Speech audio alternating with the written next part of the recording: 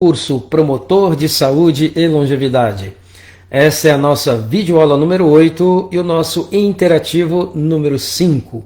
Hoje nós vamos falar brevemente sobre excesso de alimentos cozidos.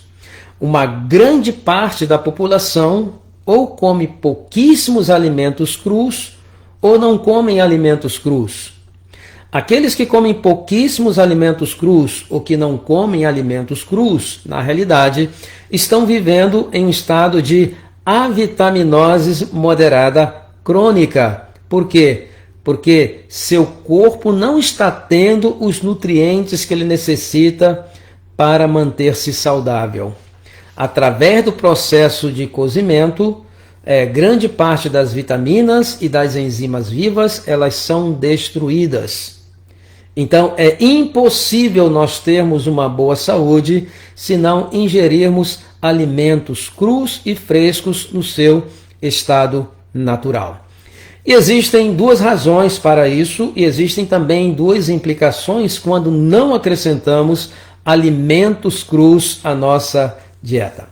Bom, a primeira implicação eu já mencionei, é a questão da avitaminose, a falta de ter nutrientes adequados, de qualidade e quantidade para a nossa saúde, uma vez que as vitaminas são desnaturadas. A segunda implicação é uma implicação um pouquinho mais séria, que é um fenômeno que nós chamamos de leucocitose digestivas, quando não comemos alimentos crus.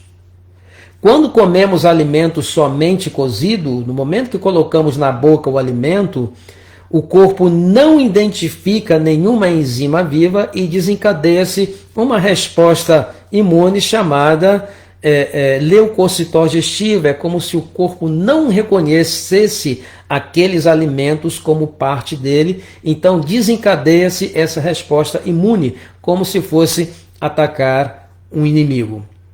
Bom, essa leucocitose digestiva ela foi estudada de maneira acadêmica pela primeira vez no final da década de 80 e a pesquisa foi publicada no início da década de 90 e o estudo foi conduzido por um cientista suíço chamado Dr. Hans Hertel e foi publicado no início da década de 90, eu creio que foi no periódico de Lancet, que é um periódico com muito, não sei se foi Lancet ou Nature, são periódicos assim de muito prestígio na comunidade científica.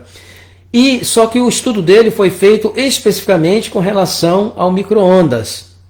Então, a leucocitose digestiva ela ocorre quando alimentos cozidos somente são ingeridos através de cozimentos por energia radiante, como é o caso da eletricidade, o caso do fogo. Agora, por mecanismos diferentes, também através de energia eletromagnética, que é o caso do micro-ondas. Bom, ele publicou o seu estudo e teve, como eu mencionei, uma grande repercussão. E o que ocorreu? O que ocorreu foi que a Associação dos Eletrodomésticos da Suíça, juntamente com várias entidades eletrodomésticas da Europa, entraram com uma ação judicial contra o Dr. Hans, e o caso foi até a Suprema Corte, e houve ainda o absurdo de eles terem conseguido colocar sobre ele uma ordem de silêncio, onde ele por muitos anos não podia dar entrevista, não podia dar aula e nem podia falar a respeito dos achados dele na pesquisa científica que ele fez em função dessa ordem de silêncio. O Dr. Hans acabou sofrendo porque ele perdeu a sua posição de pesquisador na universidade, perdeu logicamente o seu trabalho, perdeu a sua reputação e durante muito tempo ele ficou nesse limbo. Até que alguns anos, eu creio que foram 8 anos mais tarde, teve que a Anistia Internacional intervir para que fosse removido do Dr. Hans essa ordem de silêncio. Finalmente ele prevaleceu e parece que depois ele demandou o próprio governo suíço e o litígio está recebendo compensações, ou recebeu compensação, não sei os detalhes, pelos danos que foram causados a ele através do tempo e da violação dos seus direitos civis e tudo isso que vocês já ouviram falar. Mas a mensagem foi dada, Quando você mexe com alguma organização que tem um poder econômico muito grande, eles vêm em cima de você e vêm com muita força, E até às vezes utilizam o próprio Estado, como mecanismo de coerção e de forçar um silêncio. Bom, Então, o que nós devemos fazer? Bom, vamos ver primeiro aqui. Eu mencionei que o mecanismo de aquecimento dos alimentos através de energia radiante é diferente do eletrodoméstico, né, que são a energia eletromagnética, melhor dizendo, eletromagnética. Como que o micro-ondas aquece os alimentos? Bom, cada molécula de alimento ela tem um polo negativo e um polo positivo. Quando a onda eletromagnética atinge aquela molécula, começa a ver o que nós chamamos de mudança de polaridade. Negativo se torna positivo, positivo negativo, isso em milhões de ciclos por segundo. Então o que ocorre? O que ocorre é que essa mudança de polaridade em milhões de ciclos por segundo faz com que aquela molécula vibre e ela comece então a aquecer. O grande problema é que nesse processo de aquecimento, a estrutura química ou a estrutura molecular daquele alimento começa então a sofrer alterações, e quando você come aquilo, o seu corpo não reconhece e desencadeia então o que nós mencionamos, essa leucocitose digestiva. Ok? Então, o que nós recomendamos? Evitar ou reduzir drasticamente a utilização do micro-ondas, né? Inclusive eu vi até em hospitais, em casa, as pessoas aquecendo a mamadeira das crianças no micro-ondas, né? Por isso que essas crianças estão debaixo de antibiótico o tempo todo. Por quê?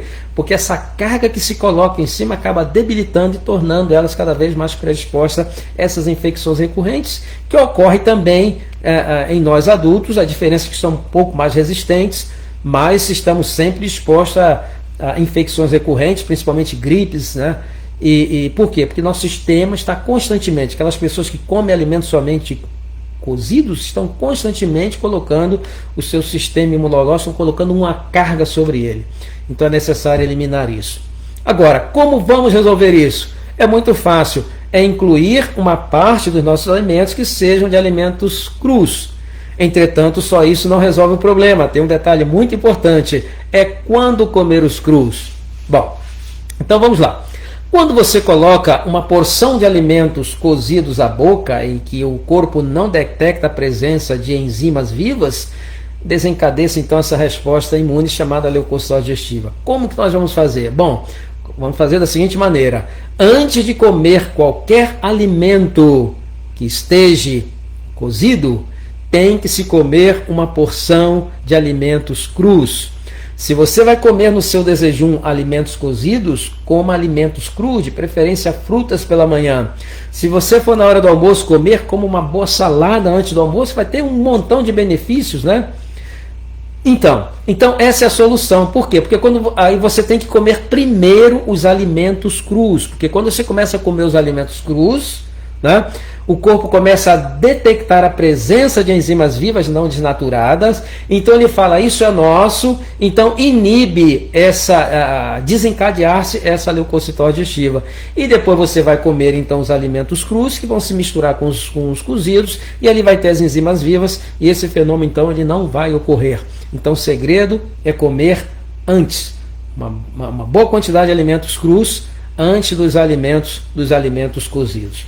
Bom, essa questão de alimentos crus, alimentos cozidos, ela tem também um fundo teológico, né? Eu gostaria de mencionar aqui brevemente. Bom, quando Deus criou o homem e a mulher e deu para eles a dieta, nós vemos no livro de Gênesis 1:29, né? Ele está à dieta, ali não existe nenhum alimento cozido, né? Os alimentos eram no seu estado natural, porque eram alimentos diferentes, num clima completamente diferente.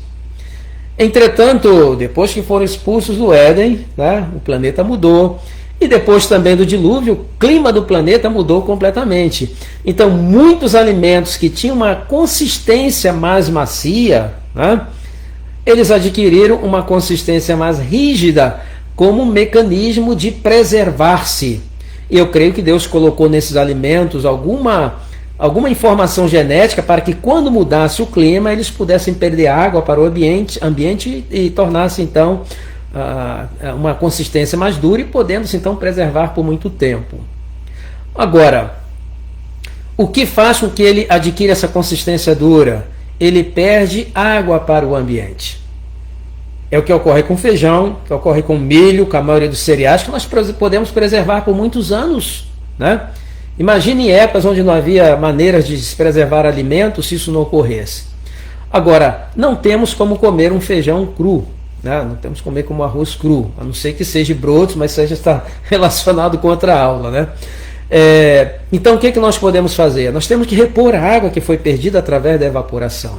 E como que nós repomos? Através do cozimento. Só que à medida que vamos cozinhando, a água entra novamente, mas também se perde muitos nutrientes. Então por isso que é necessário que uma porção da nossa dieta consista de alimentos que sejam alimentos crus, para compensar essa perda daqueles alimentos que nós temos que cozinhar.